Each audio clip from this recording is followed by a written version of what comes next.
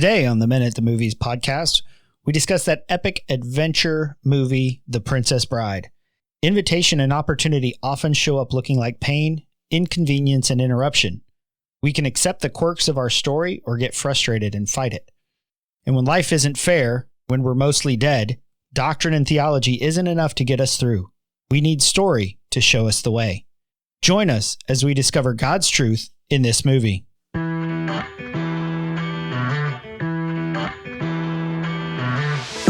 The movies and stories we love are gateways to see ourselves and God in new ways. Every great story borrows its power from a larger story, the story that's written on our hearts and woven into the fabric of our very being.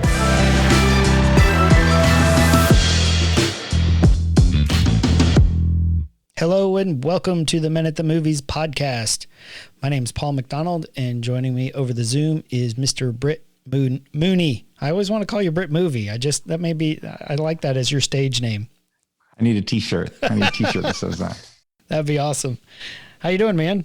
I'm doing well. As we talked about before we started, it's been one of those weeks between a funeral and some other things that happened on Friday.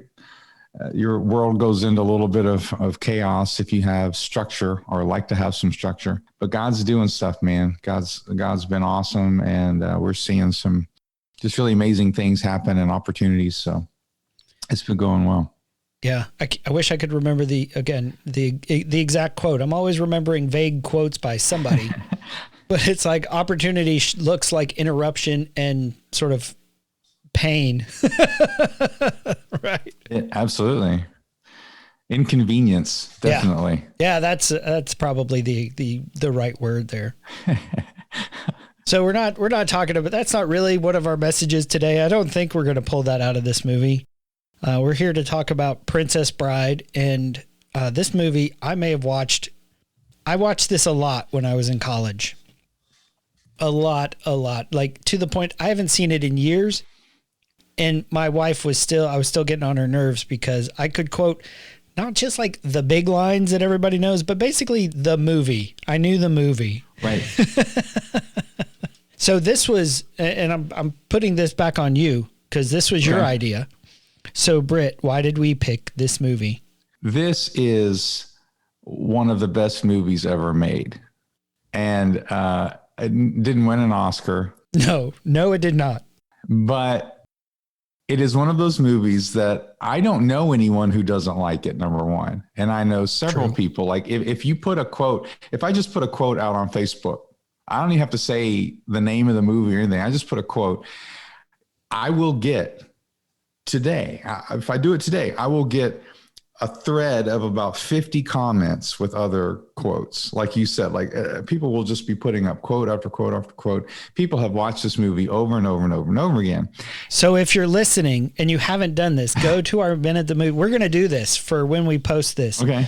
Go to our Men at the Movies Facebook and put down your favorite Princess Bride quote. I love it. It would be great. And you'll basically get the whole movie because everybody has their little favorite parts and they remember it. It's so very quotable, but it's also quotable because people watch it often. Like it has so many different elements to it. And I don't know, I brought it up and you were talking about like, can we get anything out of that? I said, I'm going to get stuff out of there. And so we did it. And this is one of those movies that my family watches. When I was growing up, my family watched it. Just all the time. I have the Blu-ray, I have the DVD. It's on Disney Plus. Like there's all these ways. Back that then, I could you probably watch it. had it on Laserdisc. No, I did not. We were not cool enough to have Laserdisc. My dad is a late adopter, so my dad was the late adopter to even VHS. Like we had Beta, right. So that's all. That's a whole other discussion. Like we had Beta first because my dad was like, "Oh, it's going to be better quality," and then like we couldn't find movies anywhere. And we've just lost all of our millennial listeners. They're gone. They're like, I don't know what they're talking about. Talking about software? No. So this is just one of those movies, and I think it's a classic. And as I got into it, I think this is going to be the movie to me that defines why we do this podcast. This movie, the theme of this movie is the power of story. and the legacy of story. And why do we tell stories? Why do we tell stories? These are the questions that we ask, right? That's why we're doing this podcast, is that a movie isn't just a movie. It's not just entertainment, that we connect with these stories for a very specific reason. And it's because it's what's been placed in our hearts. We were created to live in a story. And so this movie is really about the power of story. And I won't get into too much into it right away, but it was just a lot in here that I was seeing. It was really good. So when we look at this, and you mentioned the power of story, and this is a well-written, well-crafted story, and it's one of those that's sort of meta, because it's a story. I go back, I think of story, and I think of the story, and how Matthew Dix talks about it, is stories are, the best stories are ones that are show us transformation or revelation. And I'm looking, and there's, the characters are pretty static in the story. However, Fred Savage's character is the one that changes, right? Right. Because he gets drawn into this story. It was funny because when the movie starts, it shows him, he's sick at bed. He's like 8 or something like that. This, I think, was even before the Wonder Years. Yeah, it was. Yeah. And he's playing this 8-bit graphics baseball game. And my wife's like, oh, that's back when I could still play those games. And his grandfather comes, and his grandfather brings him a gift, and it's a book. And he's like, ugh, a book. And he doesn't want his grandfather to show up. Right. He doesn't want to listen. He's like, is it a video game? Is it entertainment? As kids are these days, right? And so he's like, all right, I'll give it a chance. And the question that I wrote down from that was frequently, and I think this is what we're actually just talking about, this invitation and opportunity looking like interruption and inconvenience. Right. Yeah. But how often do we react that way? How often am I reluctant when God, Father, shows up and he's excited about something, and he's like, oh my gosh, I can't, and the grandfather, Peter Falk, he shows up. He's like, my father read this to me. I read this to your father, and now I'm going to read it to you. And the kid's like, I'll give it a shot. And it's really funny because about 2 seconds in, he's like, hold on. Is this a kissing book? But I just thought of how often that's my response when God starts inviting me into something, because opportunity does. It looks like inconvenience. It looks like work. It looks like boredom or unpleasantness or some long, like a book is not a video game, just from the time spent. Yeah. And so that's sort of what I saw right off the bat in the movie, of like, that's what hit me, is how often I respond that way to an invitation from the Father. That's so good. Well, it starts out with the kid is sick at home from school. Like, he's at home from school and he's sick. And the grandfather sees this as an opportunity. Right. The grandfather's like, he's home and he's sick, and I want to introduce him to something that he read to his father. Right. So he's the grandfather. So my father read it to me. I read it to your dad. I want to read it to you. Mm-hmm. He's trying to connect him with legacy, with the family. Like, there's all of these elements to it that, yes, the 8-year-old, as most 8-year-olds will, is like, what? It's not a video game, or it's not. But I love that element of it, that he had to kind of disconnect from the screen into conversation, because he wasn't just telling him to go read the book. He's going to read it to him. So there's a very relational aspect to this. And Peter Falk, come on. I mean, the casting in this movie is just phenomenal. Yeah. This is Rob Reiner. By the way, so this was a book that was written in, I think, the 70s. And the guy who wrote it, I can't remember the guy's name, but the guy who wrote it literally thought of Andre the Giant when he thought of Fezzik the giant. Wow. Like that was literally who he had pictured in his mind.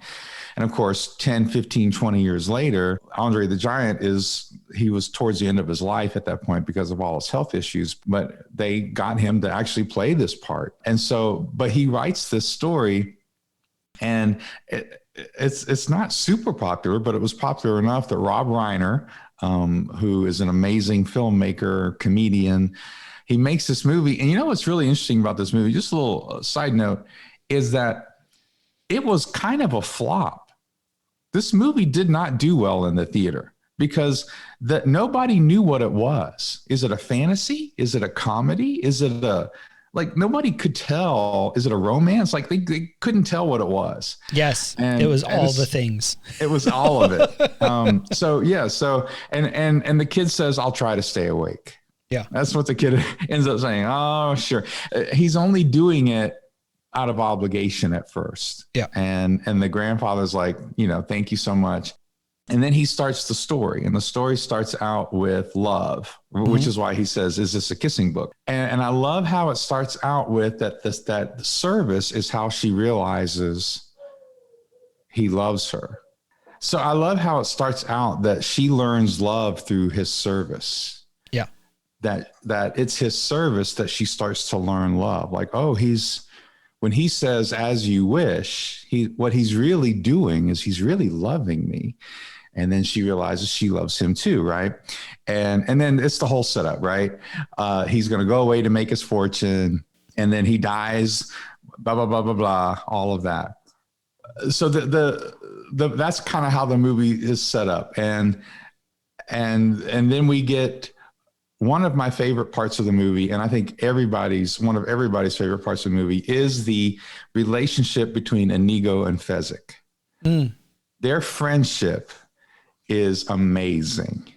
And we'll get into more of this, but just the story kind of runs really quickly in the beginning because basically the king or the prince needs to marry, so he chooses a commoner. And what I love about this is that this isn't about love. It's all obligation. He's the prince. It's all for show. It's all for show. But because she thinks she's given up on her true love. Oh, and there's this one really interesting moment at the beginning where he says, I will always come for you. He says, no matter what happens, I'm going to come for you. She says, how can you be sure? And he says, because this is true love. This doesn't happen every day. This is unique. But she does kind of give up, right? Because she had Private Roberts, right? All that stuff. So she gets kind of embroiled into this plot to start a war, basically. And then that's when we're introduced to Vicini, Inigo Montoya, the Spaniard swordsman, and the giant Fezzik. And there's this really great scene. I think this is one of the clips that you pulled where Vicini kind of yells at him. Right. And just the two different voices that are going on between Vicini and Inigo as they're dealing with the giant. Once the horse reaches the castle, the fabric will make the prince suspect the Guildarians have abducted his love. When he finds their body dead on the Guilder frontier, his suspicions will be totally confirmed. You never say anything about killing anyone. I've hired you to help me start a war. It's a prestigious line of work with a long and glorious tradition. I just don't think it's right, killing an innocent girl. Am I going mad? Or did the word think escape your lips? You were not hired for your brains, you hippopotamic landmass! I agree with Fezzik. Oh, the sot has spoken! What happens to her is not truly your concern. I will kill her. And remember this. Never forget this! When I found you, you were so slobbering drunk you couldn't buy brandy! And you! Friendless, brainless, helpless, hopeless! Do you want me to send you back to where you were? Unemployed in Greenland? Then we see in the next scene with the friendship there, but I pulled that clip because that is such a picture of how I think our internal voice works. We're like, I didn't get into, killing the girl. And I think he's right. It was like, I didn't pay you to think, you hippopotamic landmass. But that's how Satan works. That's how the enemy works, is this shame and this condemnation of, I didn't bring you here to think. You're just, remember where you were before I came along. And he's like, you'll go back there. You were drunk. You're so drunk you couldn't even buy more booze. You were friendless. You were hopeless. You were unemployed in Greenland. And who wants to be unemployed in Greenland? But that's how he manipulates them to stay, or at least feel, under his thumb. Because I think they were kind of questioning his authority as the movie goes along. So the contrast there is that Vicini reminds them of their past. Yeah. So that's what he's doing. And that's what the enemy does. That's what we do to ourselves. Vicini, who is making profit off of division. Okay, let's just go here. So basically, he's the prince. He's making, there are all these forces trying to divide nations, trying to divide people. And the way they're going to divide is to lie, to kill, to steal, all of this stuff. And so Vicini is kind of the first antagonist we get with that. And so he's reminding them of their past. But what's really beautiful is that Inigo comes up and he goes, he really can fuss. And it's silly because they start doing these dumb rhymes and Vicini's like, shut up, no more rhyming. I mean it. Anybody want a peanut? Yeah, that's the best. Right. That's going to be, if people do it on the Facebook page, that's going to be, anybody want a peanut? But Inigo reminds him of his gift, reminds him of his passion, reminds him of something he's good at. And he playfully. Says, and playfully. So here we have a friend. Like what does a friend do? We see what the enemy does, but what does a friend do? A friend comes up and says, man, you're so good at rhyming. Let's play with that a little bit. Yep. Let's encourage each other with that. I just think that's so beautiful. And he's ruling by fear, right? Vicini is tearing people down and ruling by fear. And then it's inconceivable that anyone I do not think that word means what you think it means. Like, it's inconceivable to Vicini that someone could be disturbing his plan. He's so smart and he's such a great planner. Like, there's no conceivable way that anyone could possibly be following them. And he goes, well, why do you ask? Well, because there's somebody back there. It's inconceivable, but it's happening. And that's what heroism is. To those who rule by fear, they think everyone's going to be ruled by fear. And so heroism is then inconceivable. It messes with their brain. It offends them. They don't even get why. How could somebody stand up against, like, fear is supposed to work, because fear is probably how they are, right? And so anyway, that's all inconceivable. And they're being followed by this man in black.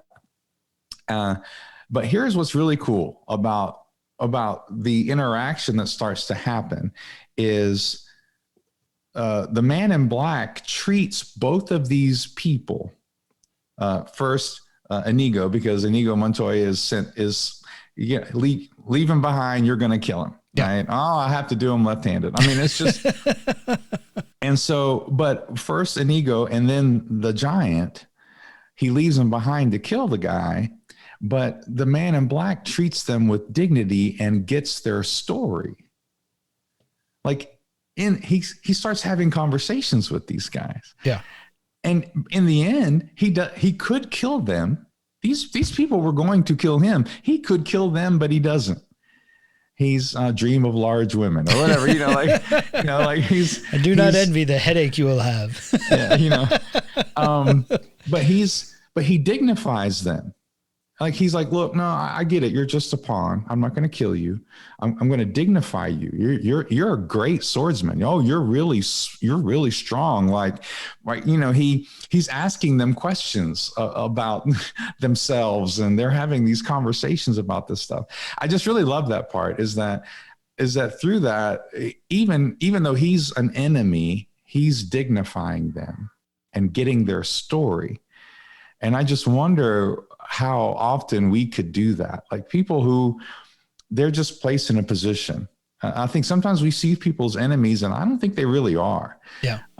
In fact, the Bible says they're not, but even they don't even mean to be. They're just in a position, and they feel stuck, and they feel trapped, and they feel put down upon. And just having someone to go, you know what, you're actually pretty good at this. Having someone to dignify them and ask their story and take time, it's really difficult, because if someone has a sword and they're about to kill you, like that's usually not in your brain. That's usually not the time to go, I think I'll get their story. You know what I mean? Like it seems like a desperate moment, but I found that a really powerful thing in this movie, because here we have the grandfather who sees this as an opportunity. The kid is sick. What will cheer him up? The one thing, he doesn't even think it's going to cheer him up, but what's going to cheer him up? What can I do to help him? I'm going to tell him a story. So here's what I love about Buttercup, by the way. She thinks that he is the threat and that the threat will save her. So she is somewhat dynamic, because she's in this spot where she says, you don't know how great Prince Humperdinck is. He can, he can track a falcon on a cloudy day. He can find you. So she thinks he's the savior, that he's the savior, Humperdinck. and that this guy, then Man in Black, is the threat. Mm-hmm. And she has to be corrected with that. And then there's that whole great scene, and she pushes him down, and he says, "As you wish."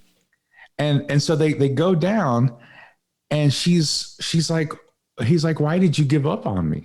And she said, "Well, you were dead." You were dead. And he says, I love this. He says, "Death cannot stop true love. All it can do is delay it a little while." Yeah. And she looks at him and she says, "I'll never doubt again." So here we have this element of, come on, that's death and resurrection, right? Yeah. This is what the disciples, they're just going to go back to fishing. He's dead. The whole revolution we were going to start is over, right? We're going to hide out in rooms, because now if he was an enemy of the state, then we're enemy, like we're by association, and then he's resurrected. And that's got to be such a powerful moment where he says, look, this is just starting. Like, you thought it was over, and this is just starting. And so then they go into the fire swamp. Well, and she starts uncovering his story, because, again, dread pirate Roberts doesn't take prisoners. And I love that line that he told her. He said, "I'm often surprised by life's little quirks." Right. Because what they thought happened did happen, and the pirate took over their ship, and he begged for his life, and he says, I'll most likely kill you in the morning, but he didn't, and he kept going. And I think that was the other piece. One of the other themes that I saw is, Wesley didn't get agitated or frustrated when the story didn't go like he thought it should, as opposed to Fred Savage, who kept, and that's actually the next clip I have. He kept getting aggravated. You're telling it wrong. Yeah. Do that one. Yeah. The king died that very night. And before the following dawn, Buttercup and Humperdinck were married. And at noon she met her subjects again, this time as their queen. My father's final words were... Hold it, Grandpa. You read that wrong. She doesn't marry Humperdinck, she marries Wesley. And just sure of it. After all that Wesley did for her, if she didn't marry him, it wouldn't be fair. Well, who says life is fair? Where is that written? Life isn't always fair. I'm telling you, you're messing up the story. Now get it right. Do you want me to go on with this? Yes. All right, then. No more interruptions. And and it happens again when Wesley dies in the pit, because he gets out of it. He can't be dead. He's got to save. I don't even know Fred Savage's character's name is the kid. I don't know that they say it. But he gets agitated. He gets frustrated. This isn't how it should go. Even his granddad's like, who said life's fair? It's not fair. And what Wesley does is, I'm surprised by life's little quirks. I wasn't expecting this to happen, but it happened, and now we have to adjust. And that's sort of what happens in the fire swamp of, Buttercup's dress catches on fire, and she discovers the quicksand or the lightning sand or whatever it's called. And they go through and they just sort of adjust and adapt as the frustrations, the obstacles kept popping up. Yeah. And Wesley keeps being like really optimistic. She's like, we'll never make it. What about the ROUSs, rodents of unusual size? They don't exist. He's staring at him and he's like, they don't exist. And yet he leads her through all of these dangers. He helps her through all of these dangers, and they go through them together. It's such a great picture of Jesus leading us through the dangers of life. Like, there's all this stuff, and we'll deal with it. But we're going through it, but no one's ever survived. You're only saying that because no one ever has, or whatever, but he's so optimistic because, they get surrounded and they're like, surrender. He goes, you wish to surrender to me? Very well, I accept. That's one of my favorite lines. That's always one of my favorites. Oh, sure. I'll accept that. But I love what you pointed out, what you played there, because this is the power of story. Stories tell us something about what we expect. Like, why do we expect life to be fair? Right. I mean, just for us to think about it for just a second. Like, why does this kid, and we can all relate to it, why does he want desperately and long for it desperately for this story to be fair? Why does he want that? Like, we all know life sucks, right? We all have experienced unfair treatment. We've been betrayed. Horrible things have happened in our lives. People have died unexpectedly young, or when we weren't. Awful things have happened to all of us. Why in the world would we expect a story to work out? Well, and who would be interested in a story that, hey, these two, this boy and this girl meet, they have a lot of good times and they live happily ever after? That's a super boring story. You need some conflict, you need some struggle, you need some opposition. And what makes us think that our lives would be different than a good story? Yeah. Excellent. And so I love that clip too, is where he's like, look, it's just, and then of course it's a dream because you get the very famous boo.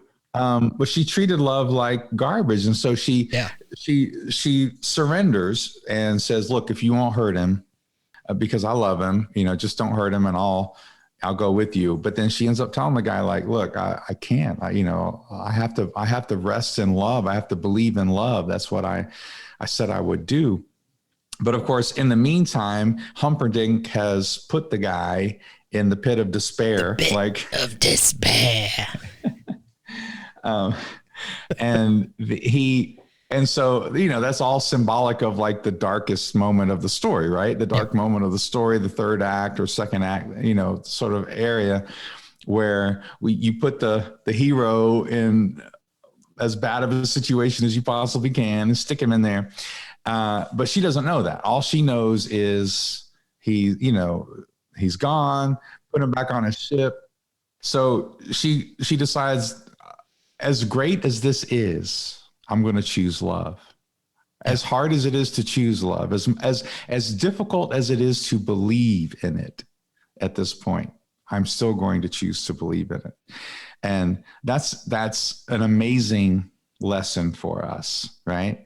That we can be given all sorts of great choices, but it's still not real. You know what I mean? Like this marriage, she would have a marriage to the prince and she would have getting to live in the palace. But, it says something about Moses, about how he would, It's in Hebrews 11, when in the Hall of Faith, where it says Moses, when he learned, or he knew about his ancestry, he knew he was a Jew, he would rather suffer the reproach of Christ.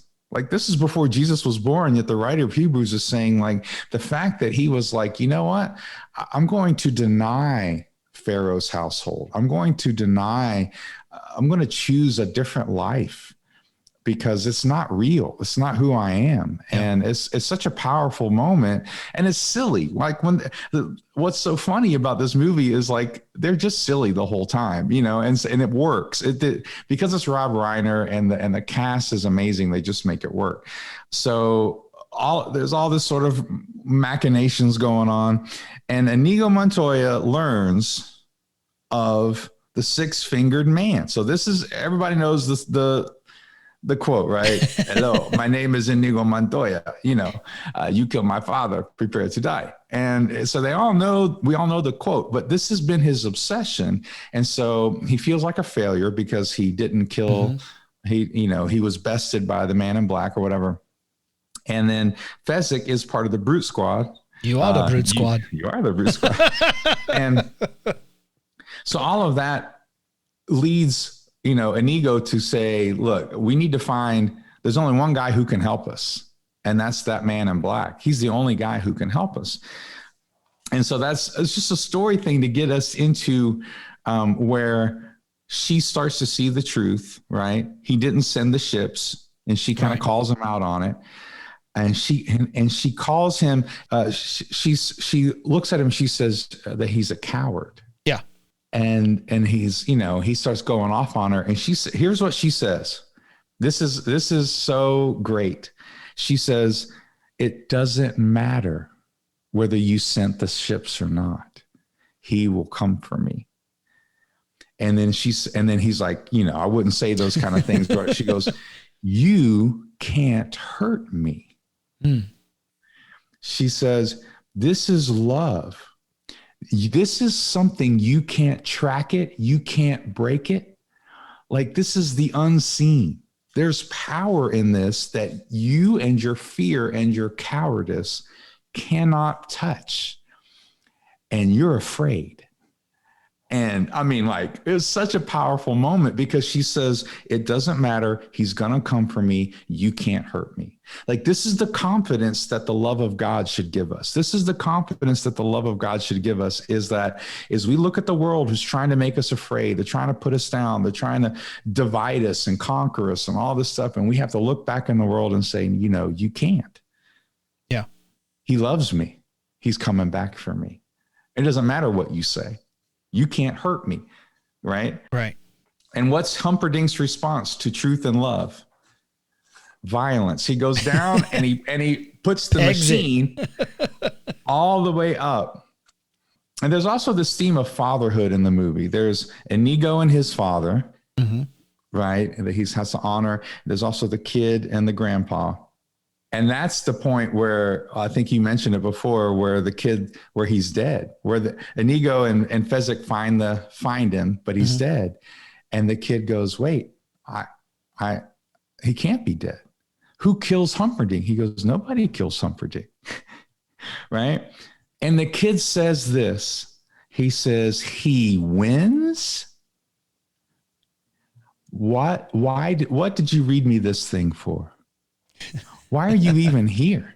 You know what I mean? Like, he's questioning his grandfather's heart. So then we get to, I'm kind of rushing through because I really want to get to the power of the miracle. I really want to get to the power of the miracle. And I don't have that clip, but that's probably my favorite scene in the movie with at Miracle Max's. With Miracle Max and his wife. But I did have a clip from when Inigo and Fezzik are looking for Wesley in this case, and they can't find him, and he's at his last resort. And so I thought it was interesting that in his moment of great need that he prayed to his father. Father, I have failed you for 20 years.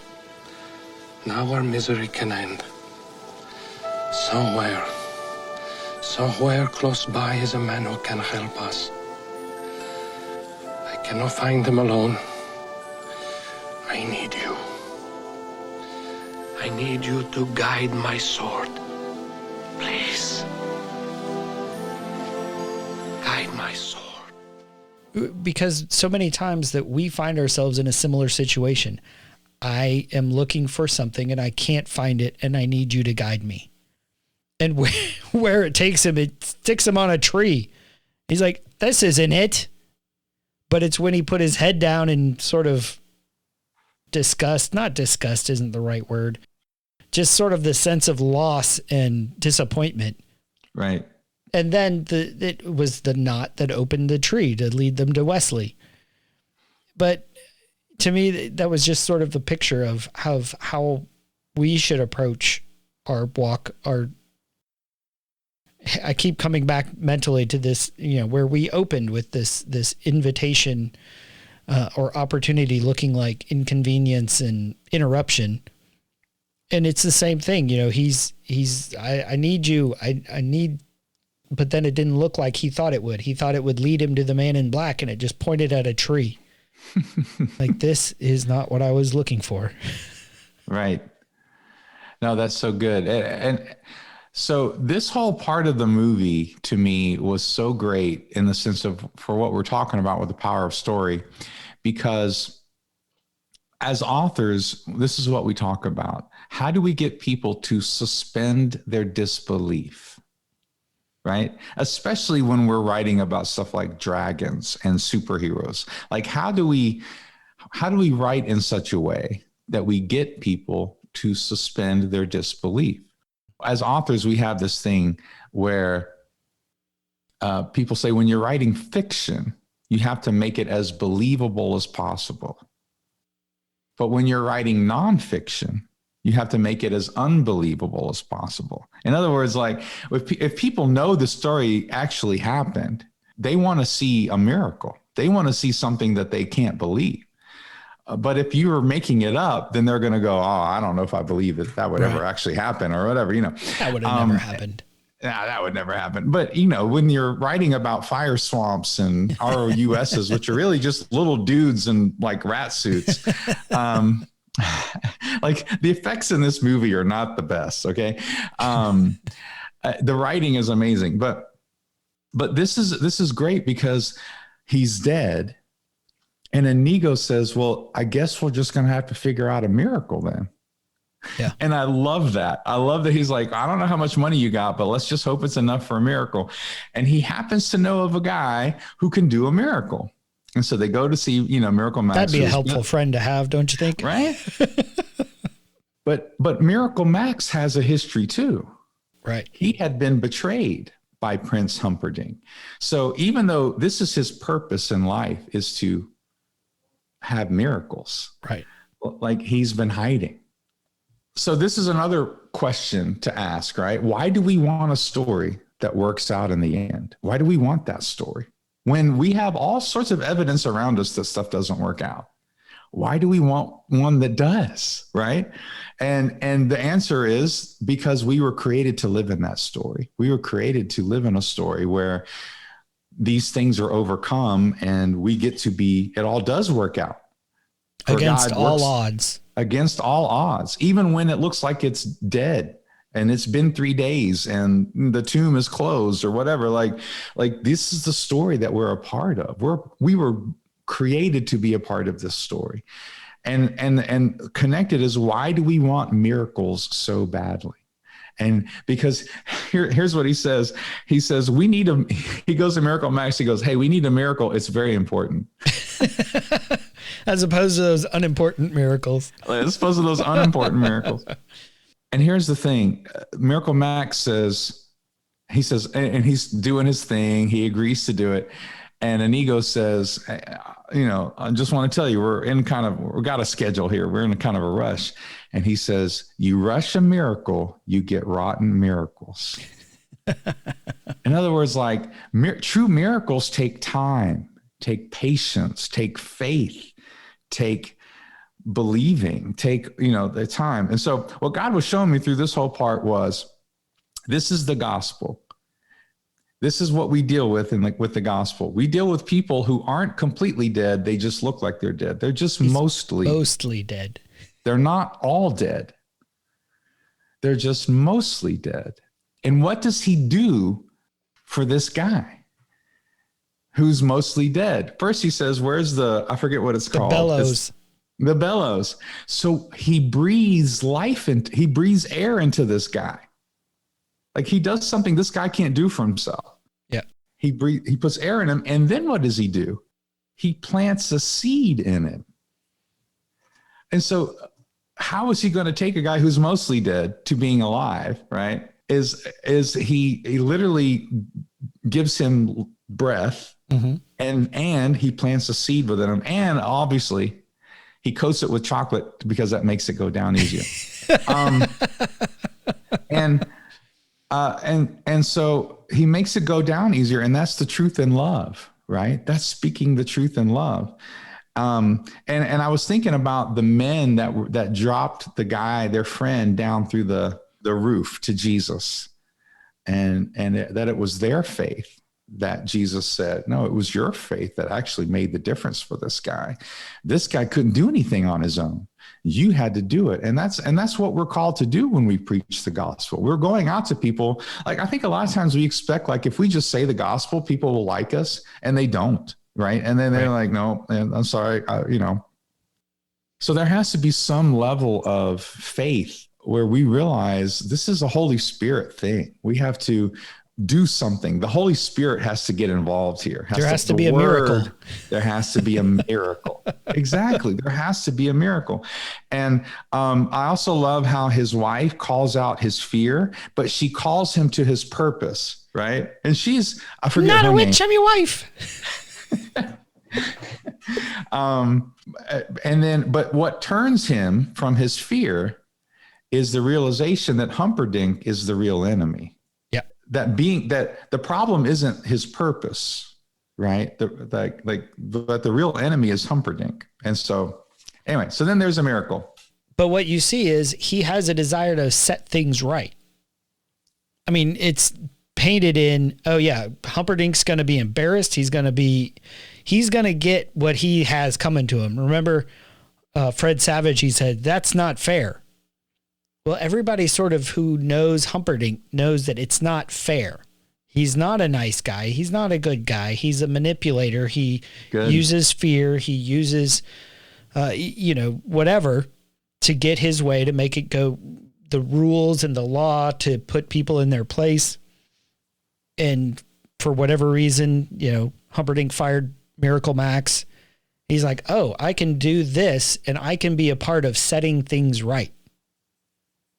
And that's what you were saying is our invitation. God invites us to partner with him in the advancing of the kingdom.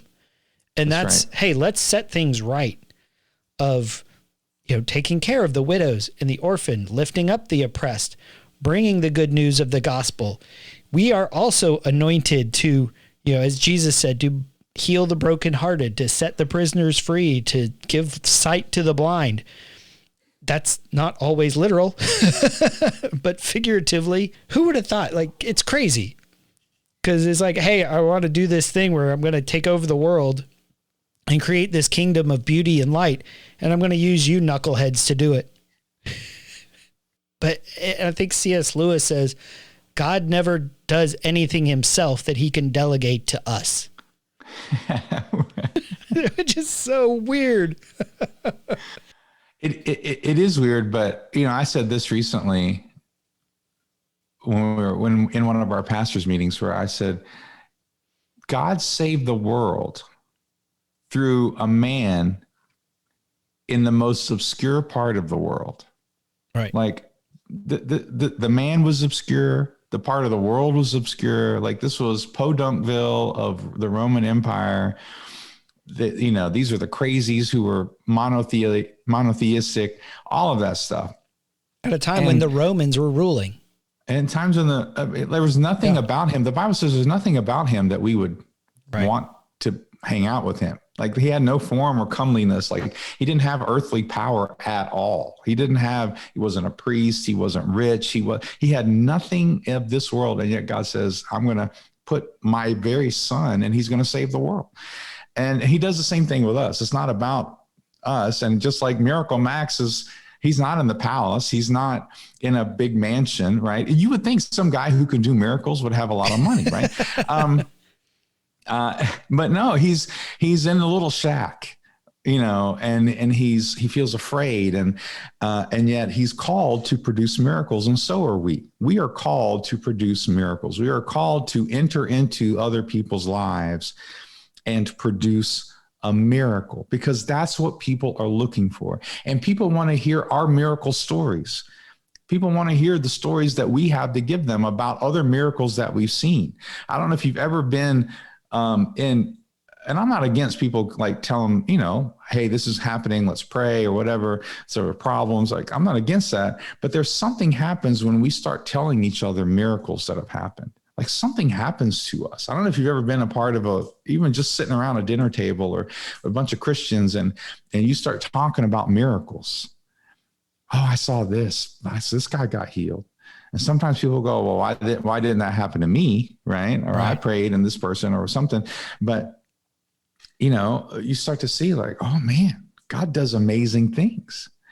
Maybe he can, then now there's hope. I also wrote this down. I wrote down that even when we think things are dead, love brings hope. Because when he got the guy to speak, he was like, why should now the guy owes him money, but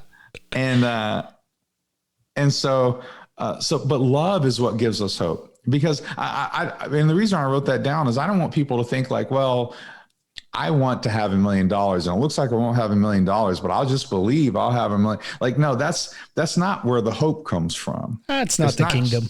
It's not the kingdom necessarily. But what it is, where that hope comes from is a belief in true love. Right. Anyway. And so then so they get the miracle. I'm really wanting to start singing the power of love during this. The power of love. Ding, ding, ding, ding, ding, ding, ding, ding, ding, ding. So Wesley starts waking up finally, right? And here's another thing I love about Fezzik, right? His real strength is he's an encourager. That's actually his real strength. That's really who he is. And because Fezzik starts encouraging Wesley in the middle. Your hand. You moved your finger. And he's like, why do you want me to be happy that I moved my finger? Like, we have an impossible, there's 60 men out there. I can't move. And do you think a little finger wag is going to make me happy? Right. But you moved your head. Like, he keeps encouraging this guy. That's wonderful. And I love that. We as men, we need friends like Fezzik and Indigo, right? We need these guys. I always call them Indigo, but that's a color. That's not. But because he's encouraging, right? And Wesley's like discouraged. Like, he was all happy before, but now he's like, oh, if we only had a wheelbarrow. Oh, well, you know what? There was a right. We don't have to. Why didn't you put that in our list of assets in the first place? And he goes, now all we need, if you only had a cloak or whatever, a wizard's cloak. Holocaust cloak. I told you, dude. I know But again, we get discouraged, and we need those encouragers because we got to start, as we start talking out, like, man, if I only had this. And God goes, well, you'll have what you need for the plan. Like, bingo. Yes, exactly. You'll have exactly what you need. Like, God doesn't give you more. And by the way, I remember later on, my mentor used to say this, and I say it all the time, and other people say it, but he used to say, God's never late, but he's rarely early. And that's kind of what you start to see, where he's still mostly dead. He's been mostly dead all day. Just leave him alone. Don't pester him. He's been mostly dead all day. As he's discouraged and he's trying to figure out, like, it seems too late. But even when it looks like it's too late, it's not too late. When you believe in love, when you have faith. And so we also get the great scene of marriage, right? And Marriage is what brings us together today. How many times have we been at a wedding?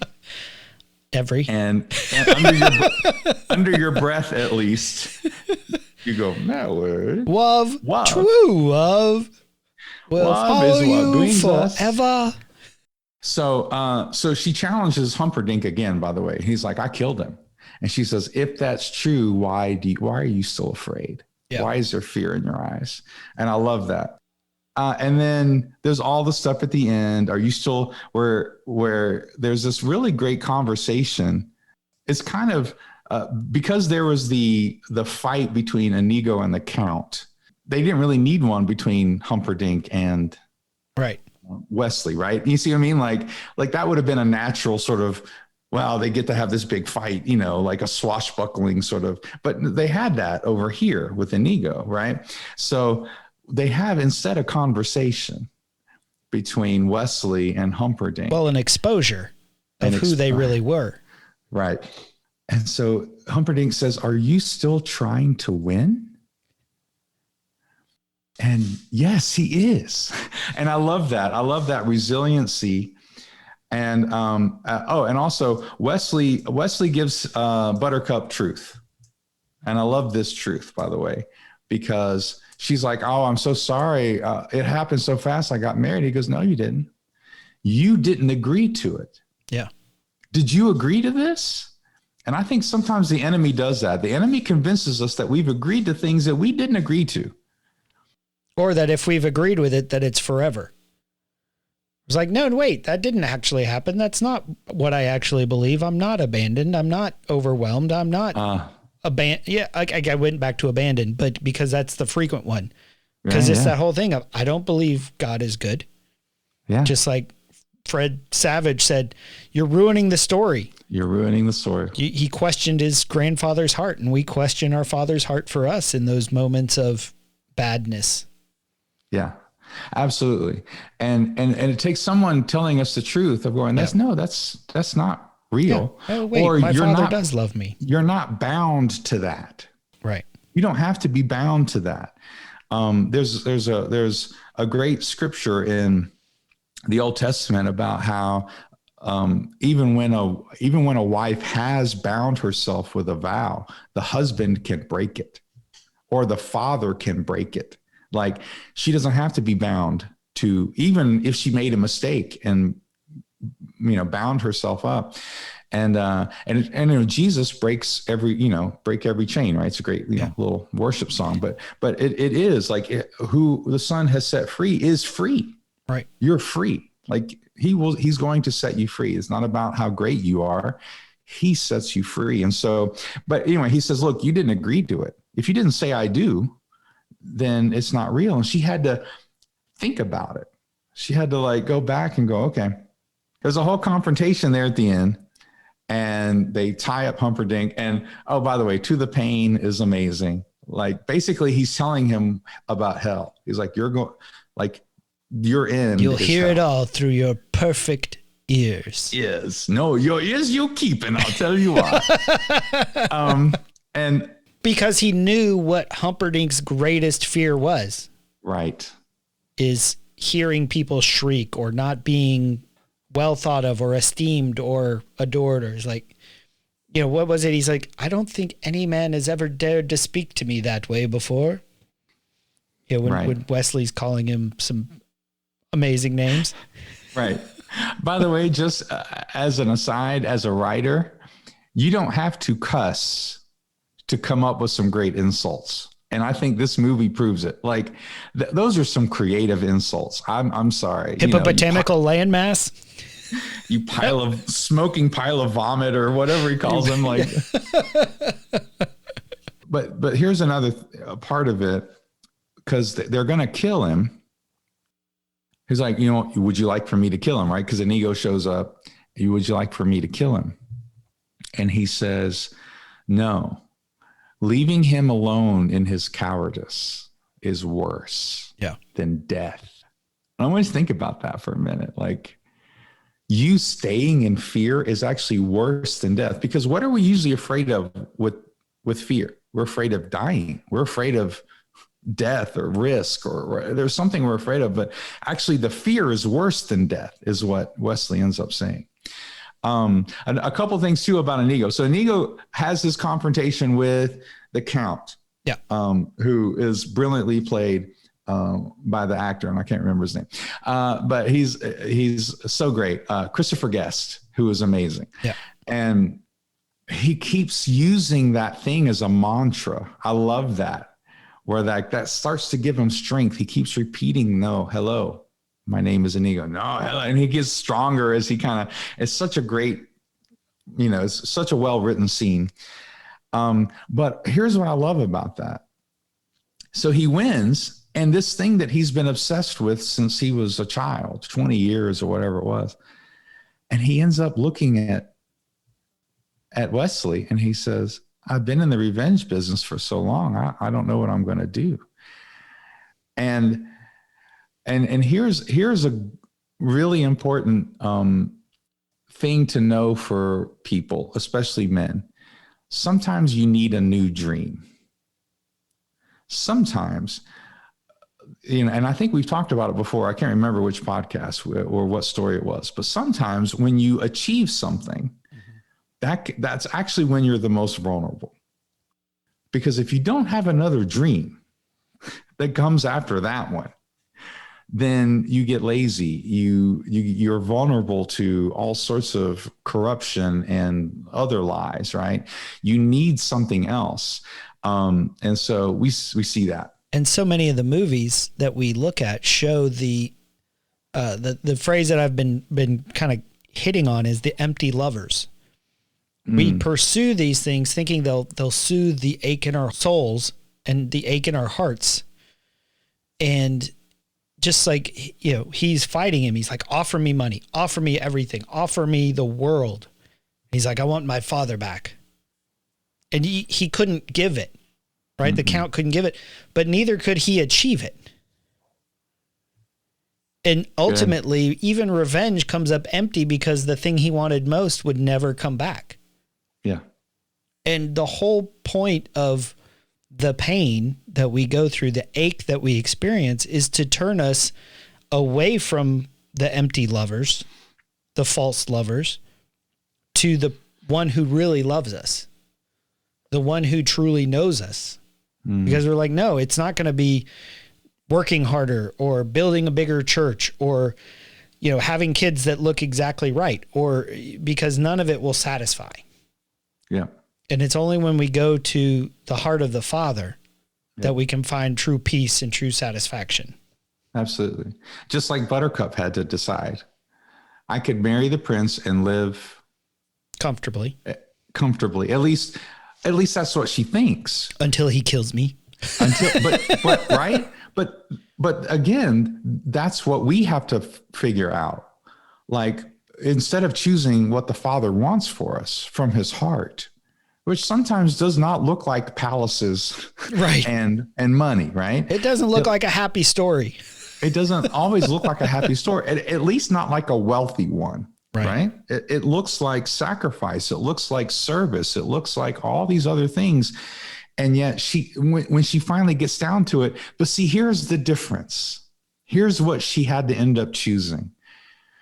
My life with Prince Humperdinck, even if she doesn't, because she didn't right? She didn't know he was going to kill her. Right. Or all his agenda, right? But you know what my life with Prince Humperdinck wasn't going to have? Adventure. You know what my life with Prince Humperdinck wasn't going to have? Miracles. Life from the dead. It wasn't going to have passion. It wasn't going to have story. I'd be comfortable, but I wasn't going to have a story. Right. And again, we come back to the power of a story. We come back to the power of a story, that it wasn't simply that she gets something, right? Is that she's a part of something. Somebody needs to write that down. That's good. And that's not just that you get something, is that you're a part of something. And we were not created to get things. We were created to be a part of something great. What you're just saying is, we think that the fairy tale ending of, and they lived happily ever after, is actually really boring and lame. It's like, we don't actually want that. We want adventure. We want love. We want passion. We want hope. But those don't exist in sort of in a vacuum of convenience and comfort. Right. And having wealthy stuff will never touch that. Yeah. Will never make us feel that. Will never satisfy that part of us. So two more things. So the grandfather says he's done. And it's like a perfect ending. It's so well, you get it's the call kissy back. stuff. You don't want to hear this. You don't want to hear okay. that. You can read it if you want to. And the kid says, "Can you come back tomorrow and read it to me again?" See, here's the thing about great stories. And here's why we hate bad stories, is because I call it book grief. I literally, this is what I call it. I've never heard anybody else call it this. But when I get done writing a book, or when I get done reading a great book, I get depressed. Yeah. Because I'm saying goodbye to people that have been real in my head for the past 50 hours, or if I'm writing it, it's been 6 months, right? Like I've been living with these people, and I care about them. I care about their good. I care about what they're going through, the fight that they have, whatever it is. And so it makes us long for more story. And you know what? So we're talking about the power story, and we do this podcast, and sometimes the movies are silly or whatever, superheroes or whatever. But I really believe that Christianity lost the culture when we stopped telling stories and started making it about simple doctrine and fundamentalism. When we started, and I'm not saying doctrine isn't important at all. Yeah. But what I'm saying is what this story tells us is that a story can tell you what matters more than simply just a statement of truth. A story will actually show you and have you experience what matters, and you will believe it more than if somebody just said Jesus is the only way. But when you say, no, he was born of a virgin, like this is the gospel. The gospels are stories. The gospels aren't like, well, you're a sinner and you're going to go to hell and you need to say a prayer. Those are all theologically true. Right. But that's not the gospel. The gospel is a story. It's an adventure. It's an epic that he wants you to become a part of. And that's why all four of the gospels are stories filled with theological truth embodied in the story. Because when life isn't fair, when we are mostly dead, the 5 points of Calvinism aren't going to get us through those moments. And I'm not banging on it because, like you said, they are theologically correct. But if that's all your faith is built on, it's going to crumble when life sucks. When the things of this world, when we go through the suffering, because suffering is part of what our story will include. Yeah. And theology and doctrine isn't enough. Knowing the right answer isn't enough. It's like, well, I know that God is good, but unless you actually believe it, unless you actually know it through the story, because somebody says, yeah, here is how I went through this very similar situation. Yeah. And that's, we look at the Bible's not a textbook. It is a story. And God's saying, here's how these really screwed up people made it through their lives and walked with me through their crazy stuff. Because, by the way, everybody in the Bible is kind of screwed up. That's right. The heroes of the faith, quote unquote. Yeah. Well, it literally starts with in the beginning. Yeah. This is how it starts. Like it leads us through a story. And here's also another thing that the story tells us. Story tells us that truth has to be lived to be real. That's what a story says. See, because when I'm an intellectual, I can, as a parrot, I can repeat back to you theological truths. But a story, my testimony, the Bible says that they overcame by the blood of the Lamb and the word of their testimony, not the word of just Jesus's testimony, but their testimony. They overcame. They were resilient. They met the challenges through the word of their own story.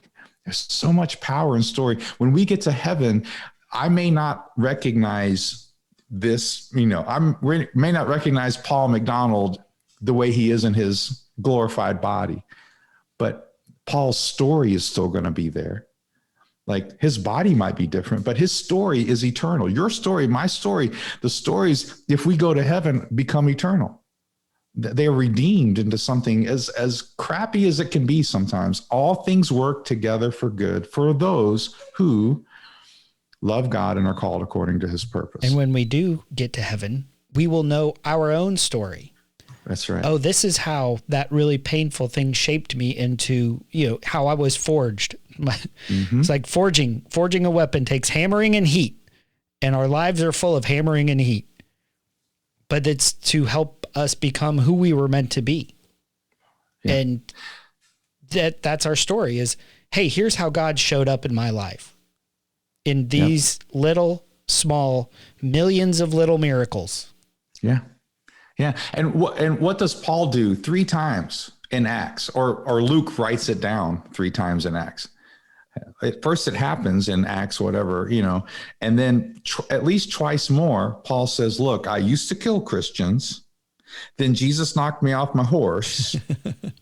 And now I preach the gospel. Like that says something. Like that means something. And what would do that? And see, stories tell us what to aspire to, right? Yeah. Stories connect us with the deepest longings of our hearts, right? I think a part of eternity is just going to be hearing each other's story for eternity. Sitting around the campfire. I mean, can you imagine hearing everybody's story and just for that to be just eternity, just story. So here's what this story tells us. So grandpa comes in to the little boy, and he wants to give this legacy. And he wants to give his son something to aspire to, right? Tell stories that give people something to aspire to. So there are 8 things. Ready? For the Princess Bride. There is true love, and it is worth believing in. Number 2, there is evil out there to destroy you.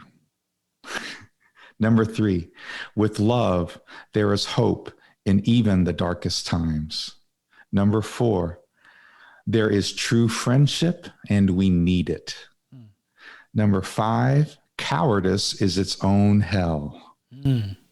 Number 6, you can be a hero, and this is how. Number 7, there is a happily ever after. And the worlds you long for really exists. And number 8, it's good to laugh because it is. That's what this story does.